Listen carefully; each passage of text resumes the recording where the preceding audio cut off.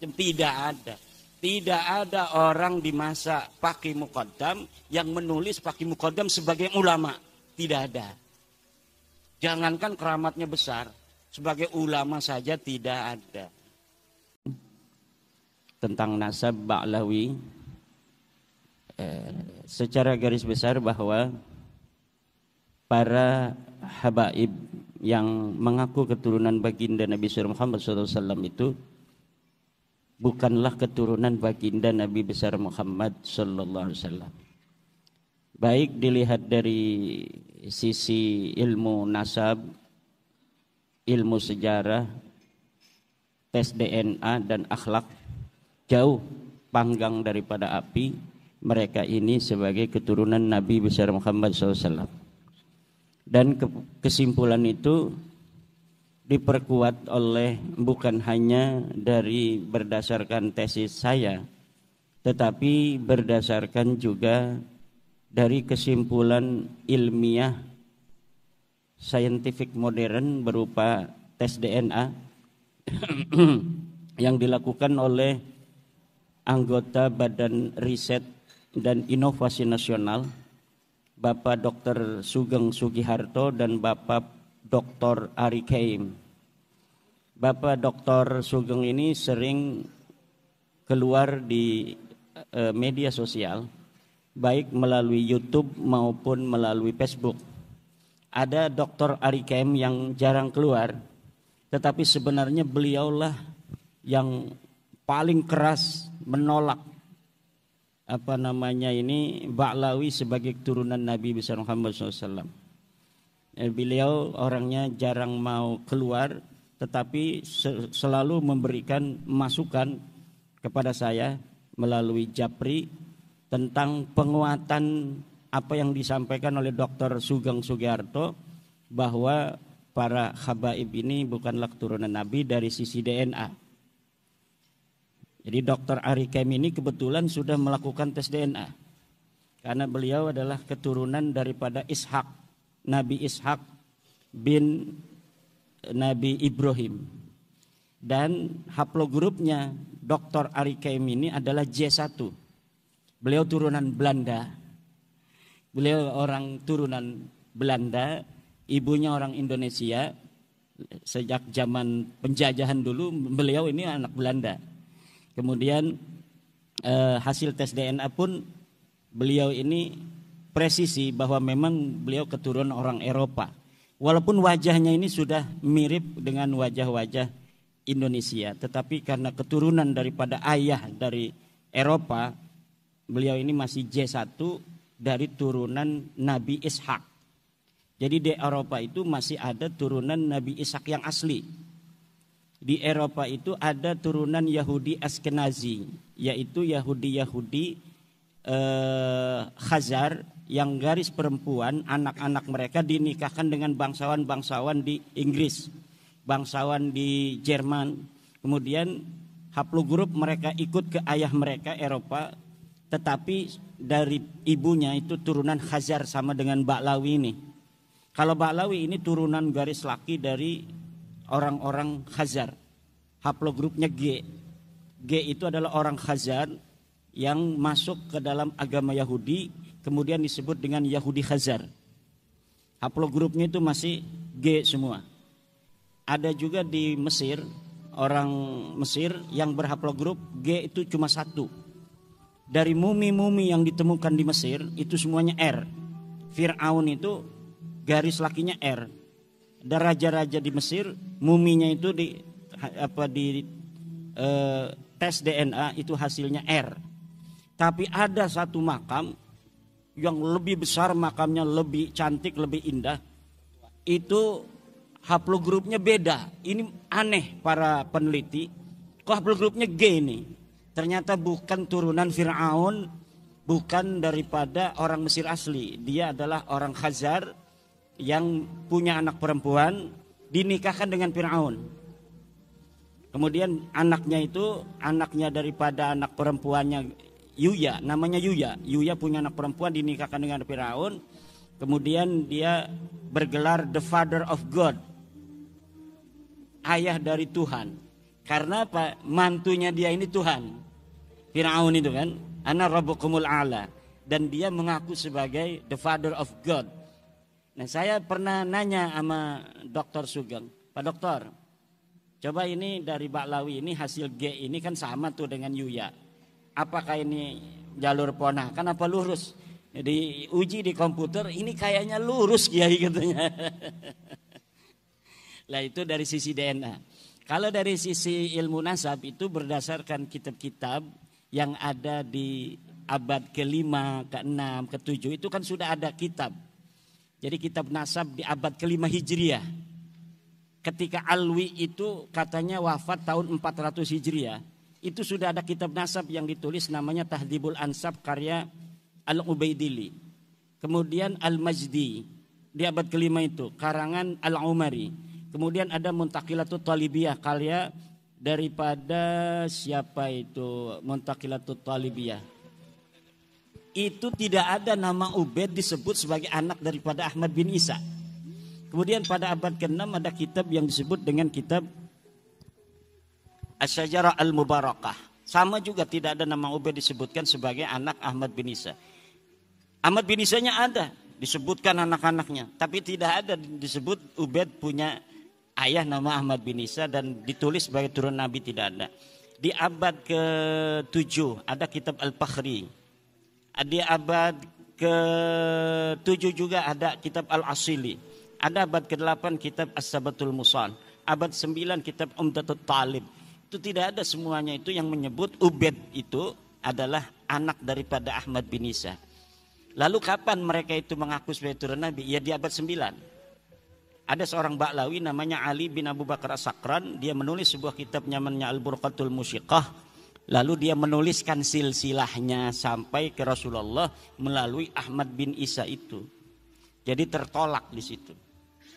Tertolak karena tidak berdasarkan kesamaan data antara yang diakui dan yang telah dicatat oleh para ulama di abad sebelumnya.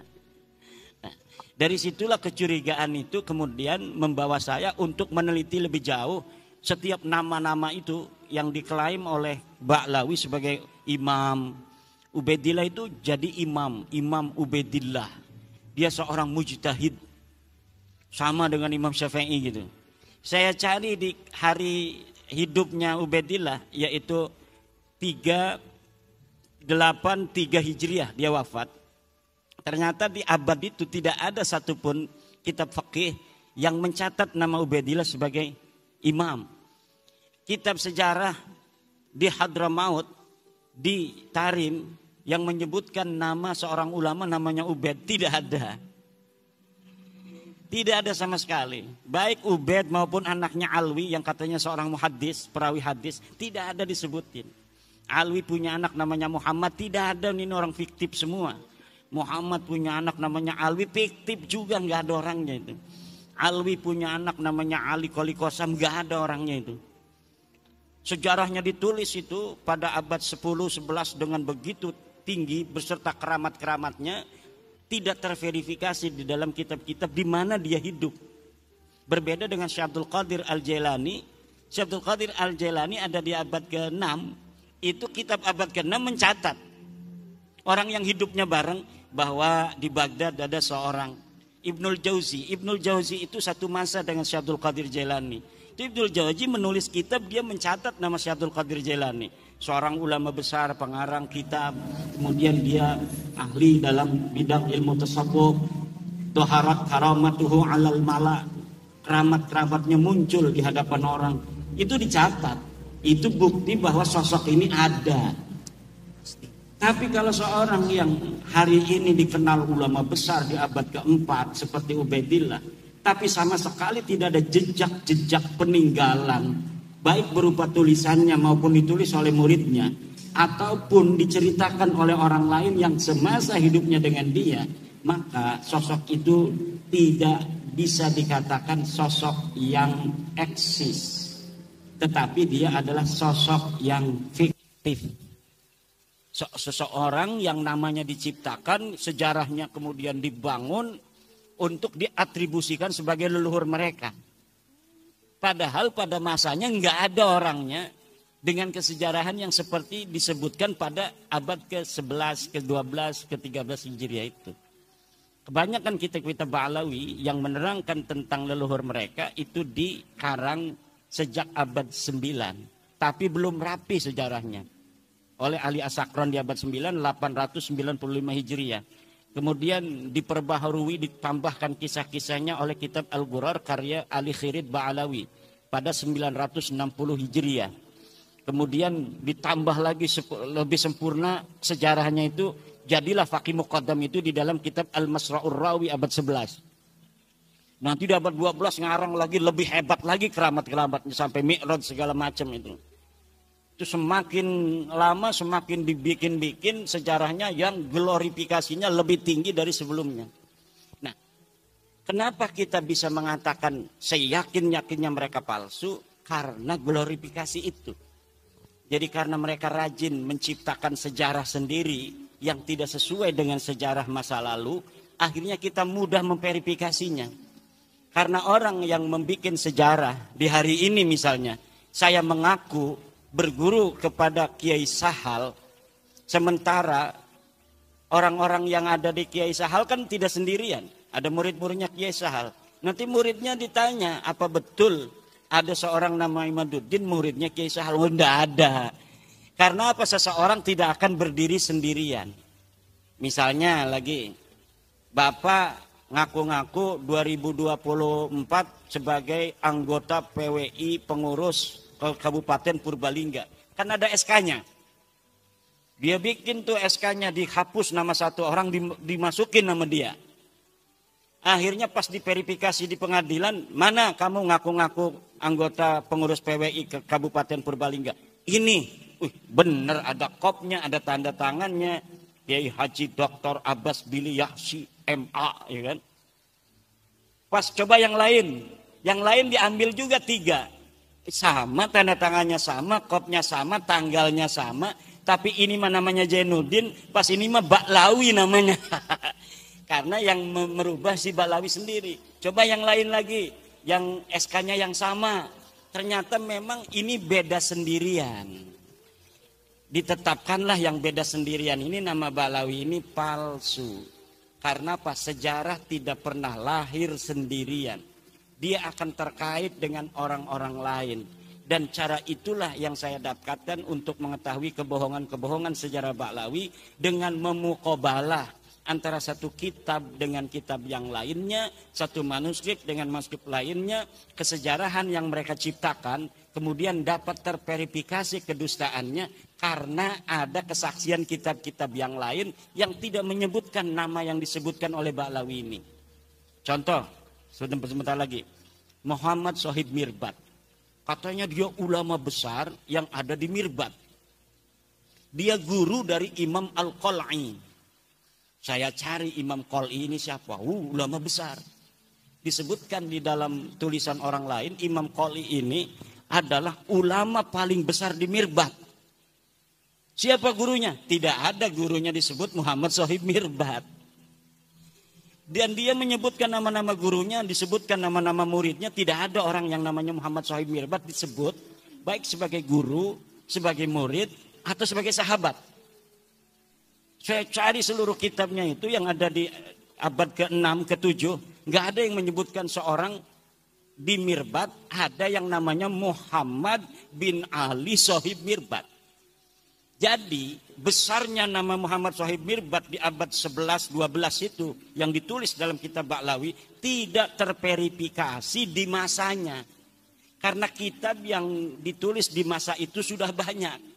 Dan sama sekali di Difar tidak ada ulama yang bernama Muhammad bin Ali Shahid Mirbad. Bahkan nama Shahid Mirbad terverifikasi nama orang lain. Jadi ada sebuah kitab menyebutkan Shahid Mirbad itu untuk seseorang namanya Muhammad Al-Akhal Al-Manjawi Sahibu Mirbad. Jadi Ahmad bin Muhammad Al-Akhal Sahib Mirbad. Itu nama raja di Mirbad. Diambil nama Sahib Mirbadnya itu menjadi gelarnya dia. Muhammad bin Ali-nya diciptakan. Muhammad bin Ali-nya diciptakan dan terverifikasi nama ini fiktif. Begitu pula keramatnya Pak Muqaddam. Muqaddam bisa mi'raj segala macam, tidak ada. Tidak ada orang di masa Pak Muqaddam yang menulis Pak Muqaddam sebagai ulama. Tidak ada. Jangankan keramatnya besar, sebagai ulama saja tidak ada.